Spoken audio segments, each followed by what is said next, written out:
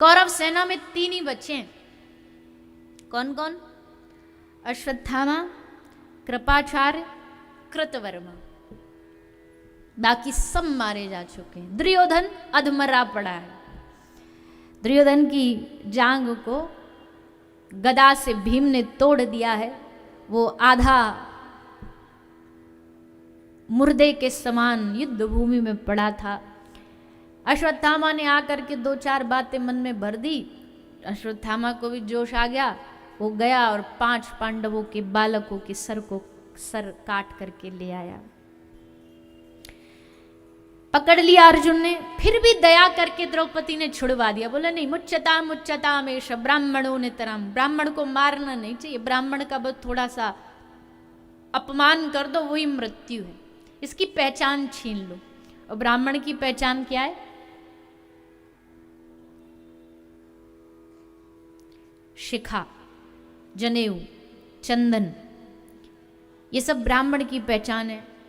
पर भई कलयुग देखो कि पहले के समय में जब मुगलों का आक्रमण होता था ना, तो ब्राह्मण मर जाते थे, प्राण त्याग देते थे, पर अपनी शिखा और अपने जनेऊ को नहीं कटने देते थे। जब उनको धर्म से च्युत करना होता था, वो क्या करते? जनेऊ जला दिए, शिखा काट दी। एक इंग्लिश में एक पुस्तक है, किसी की बायोग्राफी है, उसका नाम बहुत सुंदर है, मतलब उसकी कहानी बहुत सुंदर है। दी सॉल्टेड ब्रेड, इस्कॉन के कोई एक भक्त हुए हैं, उनकी वो कहानी है दी सॉल्टेड ब्रेड। और वो सॉल्टेड ब्रेड नाम इसलिए पड़ा, रशिया में उनका जन्म हुआ था, और रशिया में आज भी है, उस समय हो तो और बहुत ज़्यादा भक्ति के विरोधी लोग होते थे, तो उनको जेल में डाल दिया गया था। तो देखो उन्होंने कैसे अपने पहचान को बचाया। वैष्णव का नियम है, उसके माथे पे चंदन होना चाहिए। ये कोई दिखावा नहीं है, ये कोई हमारा कोई पहचान नहीं, ये हमारे लिए हमारा समर्पण है भगवान के लिए। जिसके माथे पे चंदन नहीं हो वो वैष्णव हो नहीं सकता।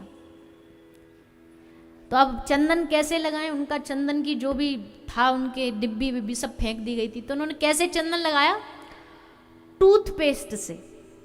टूथपेस्ट सफ़ेद होता है, तो सफ़ेद को लेते वो और अपने हाथ से अपने माथे पर आकृति बनाते। बोले ठाकुर जी कुछ भी हो जाए पर ये समर्पण छोड़ेंगे नहीं। माला फेंक दी गई। माला कैसे बनाई? बोले ब्रेकफास्ट में ब्रेड आता था, तो उन्होंने क्या किया, कुछ ब्रेड छुपा लिया, उनको सुखाया। ब्रेड सूख के थोड़ा सा ठोस हो जाता है, उसका फिर गोला बनाया, गोल गोल करके उसमें 108 बीज बनाए। उसको 108 बीज की ब्रेड की माला बनाई, और तब उससे वो वहाँ पे नाम जाप किया करते थे। ऐसा अद्भुत उनकी, अब तो खैर वो सब छोड़ छाड़ के वृंदावन में आ गए, और वर्तमान में भी शायद हैं शरीर से। तो ऐसे होते थे। अब पहले के ज़माने में कोई ब्राह्मण की चोटी काट देना तो उसका जीना खत्म हो जाता। आज के ब्राह्मणों के बच्चों को देखो, किसी को काटने की जरूरत ही नहीं, खुद ही कटवा लेते हैं। कोई जनेऊ जलाने की जरूरत ही नहीं, खुद ही उतार फेंकते हैं। ब्राह्मणों की बात कर रहे हैं, पर हम तो ओवरऑल भी बात करें युवा पीढ़ी के बारे में, तो जो जो हमारी पहचान थी वो सब उतार के फेंक दी। हमको कोई धोती पहनने कह दे तो बालकों को बड़ा शर्म आती है। अरे नहीं नहीं नहीं, हम कैसे पहन लें? कोई फटा जीन्स पहना दे, खूब पहन लेंगे। अब कोई, हम ये तो प्रवचन दे नहीं रहे आपको कि भाई आज के ज़माने के साथ मत चलो, चलो, पर थोड़ा थोड़ा अपना वाला भी तो ध्यान रखो। कभी अपने पहनावे को भी तो पहन के एकदम गर्व से कहो कि हाँ ये भी हमारा पहनावा है। कभी अपनी 2-4 चीज़ों को भी याद रखो। सारी दुनिया के फिलोसोफर याद हैं तुम्हें, सारी दुनिया की नॉवेल्स याद है तुम्हें, और तुम्हें अपनी धर्म के सूरदास जी याद नहीं है? तुम्हें अपनी धर्म के कुंभन दास जी याद नहीं है? आए फटफटी लेके फर फर। अब ये तो खैर जो भी हो, हम नहीं जानते कौन है, पर वह उड़े डोलेंगे सबरी गली में। फिर तो हमारे सामने कोई नहीं दुनियादारी में, अब तो हम ही हैं भैया। ठीक है, हम देखो कोई विरोध नहीं करते, हम कहते आज के ज़माने के साथ चलना पड़ेगा। जो जो चल रहा, अब हम किसी बच्चों से ये तो आशा नहीं रख सकते कि भाई तुम जीन्स पैंट छोड़ दो, 24 घंटा घर में बाहर स्कूल में सब जगह धोती कुर्ता पहनो, तो वो तो हमको कहेगा तुम अपनी भागो जी अपने पास रखो जेब में, हमको ज़्यादा प्रवचन देने की ज़रूरत नहीं। पर थोड़ा तो निभाओ, इतना तो निभाओ कि एक सप्ताह में, एक वीक में 6 दिन अगर आप बाहर जा रहे हो, साधारण कपड़ों में रह रहे हो, एक दिन कभी किसी कथा में जा रहे हो, किसी घर में पूजा है, तो धोती कुर्ता पहनो, माथे पे चंदन लगा लो, और फिर देखो।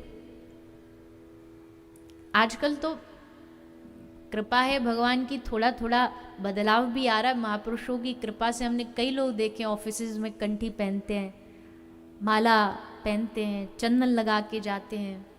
हंसी उड़ाएंगे लोग, कुछ समय तो हंसी उड़ाएंगे, पर वो जो कुछ समय का पीरियड है वो पार कर गए तो फिर मौज है।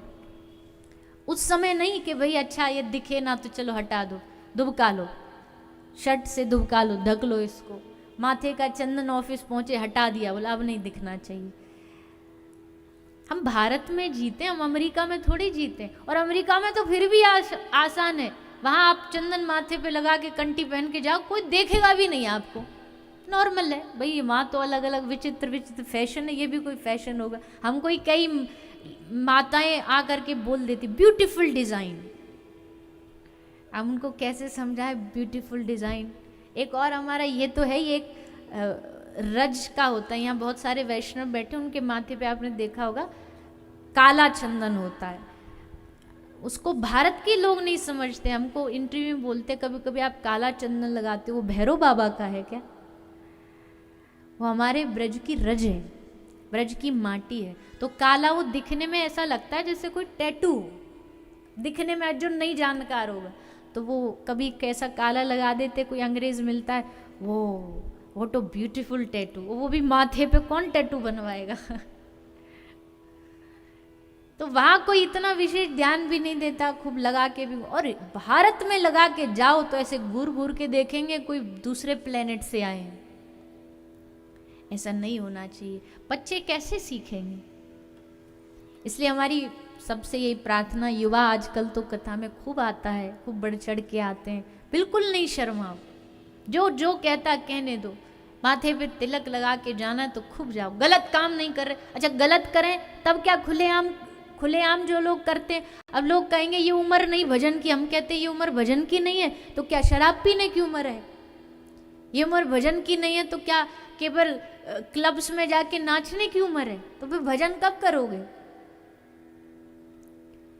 इसलिए कदाचित भी शर्माइए नहीं, खूब अपनी संस्कृति का गर्व से सम्मान करिए। तो अश्वत्थामा की शिखा काट के उससे भगा दिया गया, पर यह भी बड़ा जिद्दी था। दोबारा इसने ब्रह्मास्त्र छोड़ा। अब की बार राजा परीक्षित जो गर्भ में थे, माता उत्तरा के, उन पर ब्रह्मास्त्र छोड़ा गया। आई उत्तरा भागी भागी, भगवान ने गर्भ में प्रवेश किया, सुदर्शन से एक बालक की रक्षा करी, और फिर माता कुंती आती हैं, भगवान से मांगती हैं। कुंती प्रसंग आता है, जब भुआ ने सुना कि कृष्ण जा रहे हैं तो विरह ताप बढ़ा माता कुंती का। जिसके वियोग से आपके मन में दुख होता है ना, वो प्रेम सच्चा होता है कि अब कल से इनको देख नहीं पाएंगे। हर रोज आते थे, प्रणाम करते थे, इनका चेहरा दिखता था। माता कुंती सोचती अब कौन मुझे बुआ कह करके बुलाएगा। कुंती माता रास्ते में खड़ी हो गई। कृष्ण ने सारथी को बोला रथ रोक, रथ द्वारिका जा रहा था, नीचे उतरे। आज माता कुंती का हृदय एकदम पिघला हुआ है। भगवान से पूछा आप मुझे छोड़ के जा रहे हो? भगवान ने कहा कि माता मैं आपको भला कैसे छोड़ सकता हूं, पर जो कार्य को करने आया था कार्य सिद्ध हो गया, पांडवों को विजय हो गई, अब तो मेरा क्या काम यहां पे, अब जाना भी चाहिए। कुंती माता अब भगवान की वंदना करती हैं। बड़ी सुंदर बात कहते हैं कि वंदन ही भगवान को बंधन में डालता है, बांध देता है। कुंती माता भगवान की वंदना करती, स्तुति करती हैं। भगवान से कह रही प्रभु जाते जाते एक मांग मेरी पूरी कर जाओ। भगवान ने कहा हाँ माता कहो क्या चाहिए। तो माता कुंती भगवान से निवेदन करती हैं, विपदः सन्तु न शश्वत् तत्र तत्र जगद्गुरु भवतो अदर्शनम यशात् अपुनर्भव दर्शनम।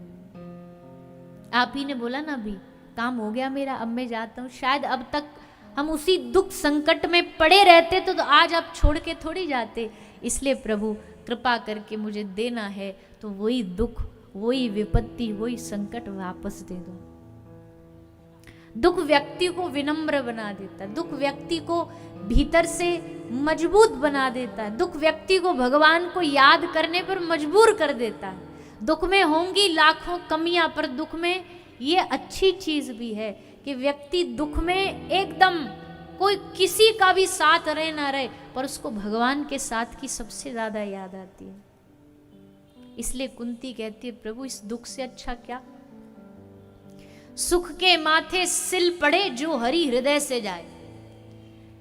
ऐसे दुख के माथे सिल पड़े, सुख के माथे सिल पड़े जो हरि हृदय से जाए, और बलहारी उस दुख को जो पल पल नाम जपाए। उस दुख की बलिहारी है जो हमको याद दिलाता नहीं, भगवान का स्मरण कर तभी तुझे भीतर से हिम्मत मिलेगी, ताकत मिलेगी। तो माता ने दुख मांगा। प्रसंग बहुत गंभीर है पर हम थोड़ा प्रणाम करते हुए आगे बढ़े। कृष्ण रुक गए, द्वारिका नहीं गए। अर्जुन को लगा मुझसे प्रेम करते इसलिए रुक गए, कुंती को लगा मेरी वंदना सुन के रुक गए, उत्तरा को लगा शायद मेरे ऊपर कष्ट देखा तो सोचा होगा रुक गए, सुभद्रा को लगा शायद बहन के आंसुओं को देख करके रुक गए। पर असल में भगवान किसके लिए रुके? भगवान रुके और सीधा आ गए पितामह भीष्म के पास। वादा लिया था भीष्म ने मेरे मरण के समय आना, जब बाण लगाना तभी काल आया कि चलो हम आपको लेने आए। पितामह भीष्म ने कहा खबरदार मुझे छुआ तो अभी मैं जाने के लिए तैयार नहीं, मैं उस दिन जाऊंगा जब सामने काल नहीं, जिस दिन सामने श्री कृष्ण खड़े होंगे उस दिन मैं विदा होऊंगा इस दुनिया से। उस कृष्ण ने मुझे वादा दिया है कि जब तेरी मृत्यु आएगी तो मैं आऊंगा दर्शन देने के लिए। आज श्री कृष्ण आए, भीष्म मृत्यु की सैया पर बैठे हैं। धर्मराज युधिष्ठिर ने कुछ कुछ पूछा।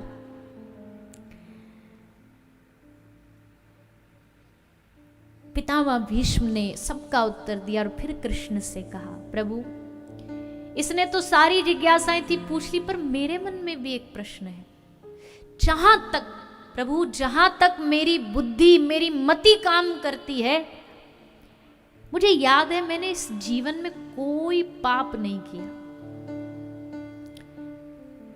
ना बचपन में, ना जवानी के जोश में, यहां तक कि मैंने मन से भी कभी पाप नहीं किया।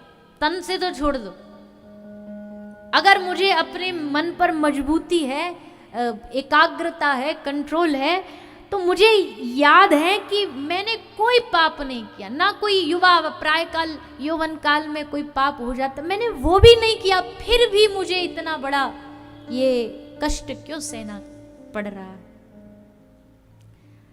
तब भगवान ने मुस्कुराते हुए भीष्म दादा को कहा, दादा तुमने पाप नहीं किया ये मैं भी जानता हूं, लेकिन आपने पाप होते हुए देखा तो था। आप भी उस समस्या का एक हिस्सेदार थे। आप चाहते तो उस पाप को रोक सकते थे। आप भरी सभा में दुशासन को बोल सकते थे खबरदार द्रौपदी की साड़ी को हाथ लगाया तो ये हाथ काट दिए जाएंगे। आपके पास ताकत थी, आपके पास बल था, आपके पास शक्ति थी, पर आप देखते रहे। आप घर के इस परिवार के मुखिया थे, फिर भी आप देखते रहे। घर का मुखिया अगर अन्याय देखेगा तो उस घर पर, परिवार पर कष्टों का ही पहाड़ आएगा। आपने पाप देखा, कर्म की गति बड़ी सूक्ष्म है। आज पितामह आप उस कर्म की गति को समझ पाओगे। प्रारब्ध का कोई नाश नहीं कर सकता, चाहे वो गंगा पुत्र भीष्म ही क्यों ना। भैया देखो, जो लोग कहते हैं गंगा पापों को धो देती है, वही गंगा पुत्र भीष्म